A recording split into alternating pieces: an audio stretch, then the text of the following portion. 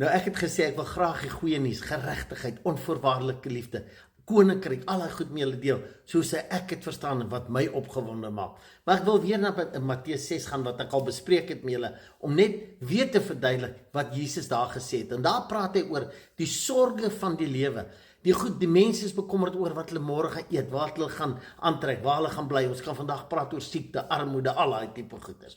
En dan sê hy in vers 32, maar dis heidene wat daarna soek, wat daaroor bekommerd is. Nou daai woordjie heiden beteken onkundige mense. En daai woordjie soek in vers 32 praat van krye van die maand.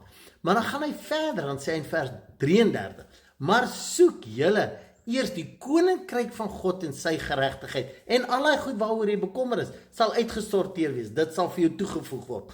Nou daai woordjie soek praat van celebrate, praise and worship, enjoy, geniet, die koninkryk van God en sy geregtigheid. En ons gaan meer daarna kyk.